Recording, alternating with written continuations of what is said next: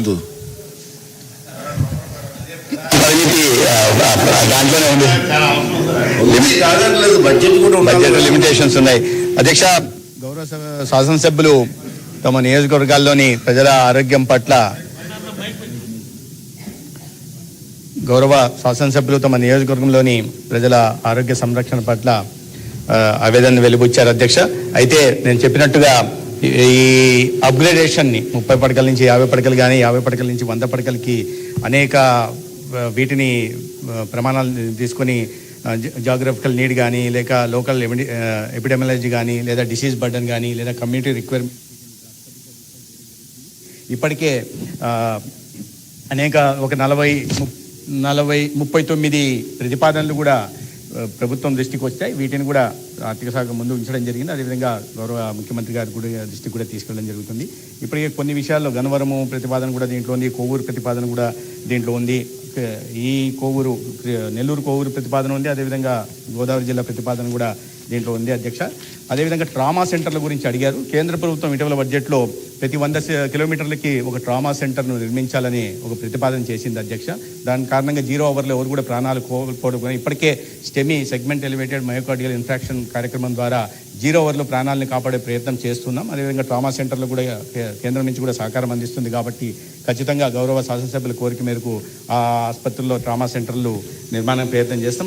అధ్యక్ష, ఇవాళ మీరు చూస్తే గత 2014-19 కూటమి ప్రభుత్వంలో 81 ఆసుపత్రులను అధ్యక్ష పిహెచ్సీలు కానీ, లేదా 30 బెడ్ సిఎస్సీలు 50 బెడ్ సిఎస్సీలు కానీ అప్గ్రేడ్ చేయడం జరిగింది. అధ్యక్ష, అయితే తర్వాత ఇది 2016-19 మధ్య జరిగితే తర్వాత వచ్చిన ప్రభుత్వం వీటిని ఎక్కడ కూడా సివిల్ పనులు కాలేదు. ఉదాహరణకు చెప్పాలంటే భూమా అఖిల్ ప్రియ రెడ్డి గారు మంత్రిగా ఉన్నప్పుడు ఆళ్ళగడ్డకి 30 పడకల నుంచి 50 పడకలకి అప్గ్రేడ్ చేయించారు వాళ్ళు. తర్వాత 5 సంవత్సరాల్లో అక్కడ పని జరగలేదు. మళ్ళీ మన కుటుంబ ప్రభుత్వం వచ్చిన తర్వాతే అది పూర్తి చేసి ఇటీవలే ఆ ఆసుపత్రిని కూడా ప్రారంభించుకోవడం జరిగింది. అధ్యక్ష, కాబట్టి ప్రజల ఆరోగ్యం పట్ల చిత్తశుద్ధితో కుటుంబ ప్రభుత్వం ఆలోచిస్తూ ఉంది. వీటిని ఖచ్చితంగా ముఖ్యమంత్రి గారి దృష్టికి తీసుకెళ్ళి దీనికి ఒక పాలసీ చేస్తున్నాం. అధ్యక్ష, ఆ పాలసీలో ఏ అనుగుణంగా ఏవేవి ఉంటున్నాయో చూసి ఈ మిగతా విషయాలు ఏవైతే ఉన్నాయో తీసుకోవాల్సిన వాటిని పరిగణలోకి తీసుకొని చేసే ప్రయత్నం చేస్తాం.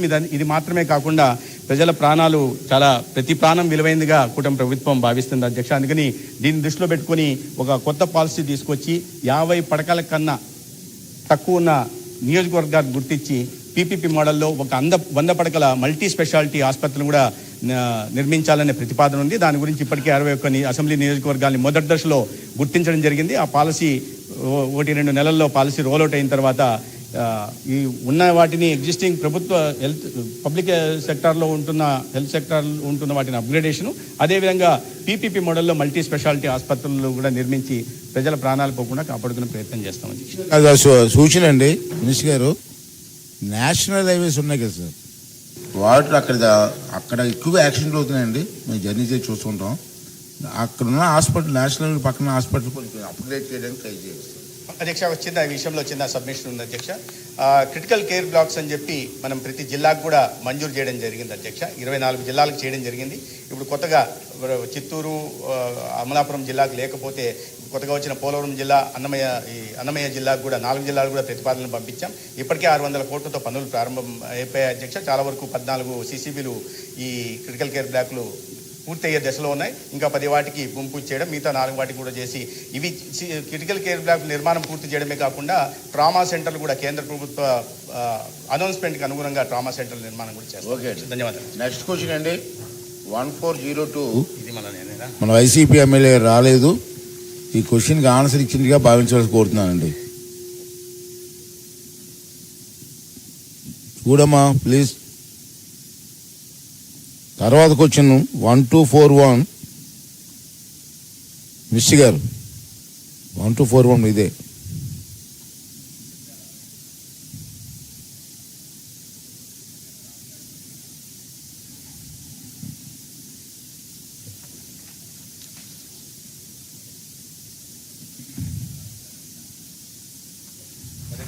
సమాధానం లేదండి.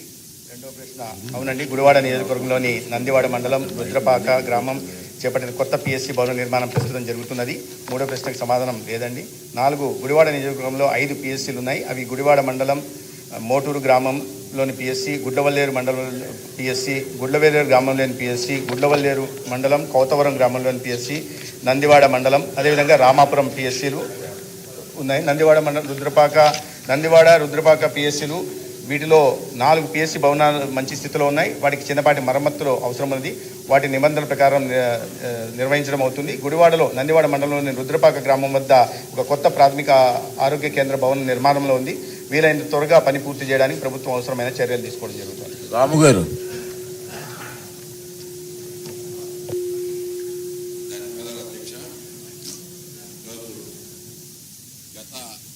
5 సంవత్సరాలు గత గవర్నమెంట్ పాలనలో వ్యవస్థలన్నీ నిర్వీర్యం అయిపోయిన అధ్యక్ష.